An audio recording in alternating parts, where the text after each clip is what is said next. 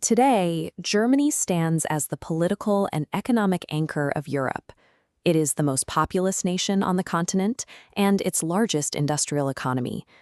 But check a map from just 160 years ago, and that unified state is nowhere to be found. Instead, the center of the continent was a patchwork of dozens of separate kingdoms and duchies. In ancient times, the region was defined purely by its geography. Diverse Germanic tribes lived between the North Sea and the Alps, with the Rhine and Danube rivers acting as natural barriers between these groups and the expanding Roman Republic. Early attempts at consolidation were short-lived. In the 8th century, King Charlemagne absorbed the region into his massive empire, but the domain was split among his grandsons and fractured within a few decades. For most of human history, Germany was an abstract cultural concept rather than a political reality. The people shared a language and a landscape, but they lived without any form of a unified state. By the Middle Ages, this territory was organized as the Holy Roman Empire, but this was a decentralized feudal conglomeration, eventually shattering into more than 300 semi-independent duchies, bishoprics, and free cities. Power steadily migrated away from the central emperors and into the hands of regional lords, a reality formalized by the Golden Bull of 1356. Despite these political barriers, the population shared linguistic ties and a common medieval identity.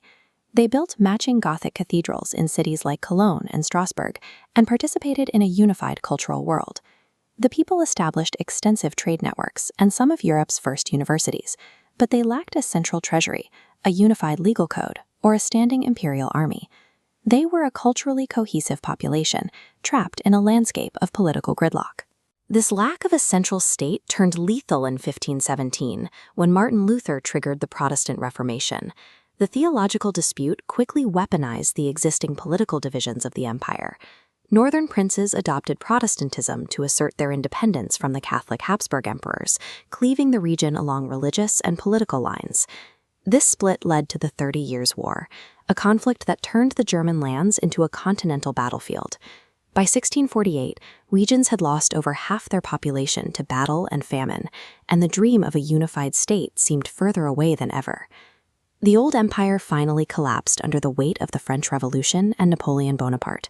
In 1806, after a series of military defeats, the last Holy Roman Emperor abdicated, ending an institution that had lasted for a millennium. Napoleon's conquest achieved what the emperors could not. By dominating the German states, he ignited a fierce sense of nationalism. For the first time, a broad movement argued that all German people should be united under one nation-state.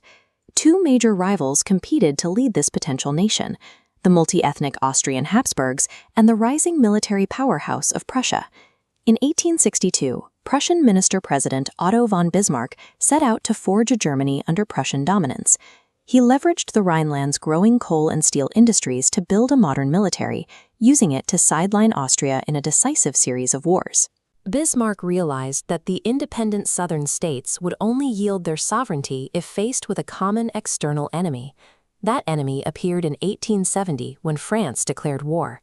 Prussian forces mobilized with stunning efficiency, encircling the French army and capturing Emperor Napoleon III in a matter of weeks. Following this victory, the German princes gathered at the Palace of Versailles in January 1871 to formally proclaim King Wilhelm I of Prussia as Kaiser of a unified German empire. The map was finally unified, but the foundation remained brittle.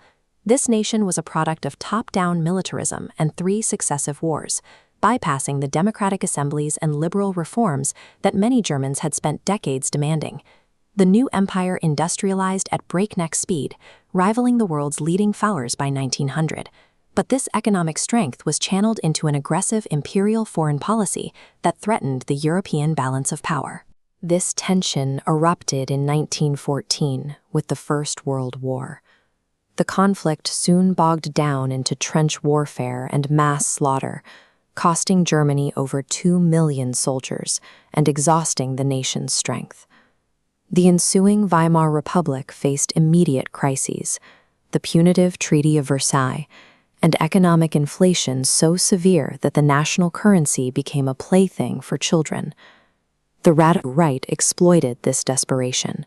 Through modern propaganda and mass rallies, the Nazi Party promised to restore German pride, leading to the appointment of Adolf Hitler and the creation of a totalitarian dictatorship. Under Nazi ideology, the state engaged in aggressive expansion and systematic genocide. This culminated in the Second World War, a conflict that brought millions under occupation before the tide turned against the regime. By May 1945, the country was a landscape of ruins. Allied forces closed in from all sides, forcing an unconditional surrender. The aggressive, militaristic version of the German state lay in ruins. By the summer of 1945, its central government had vanished, its cities were skeletal remains, and its territory was partitioned amongst 4 foreign powers. To prevent another rise of German power, the Allies divided the territory into occupation zones. This eventually solidified into a capitalist West and a communist East, effectively erasing the unified state from the map. The division was physically sealed in 1961 with the construction of the Berlin Wall, a concrete barrier that separated families and ideologies for nearly 3 decades. That division finally broke in 1989. Peaceful mass protests across East Germany overwhelmed the communist leadership, leading to the opening of the borders and crowds standing atop the wall in celebration. In 1990, the 5 eastern states joined the Federal Republic to create a single sovereign nation once again, with Berlin restored as the capital.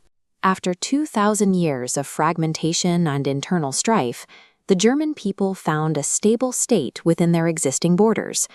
They replaced territorial expansion with industrial output. Berlin returned as the national capital, and the country began the long process of knitting itself back together.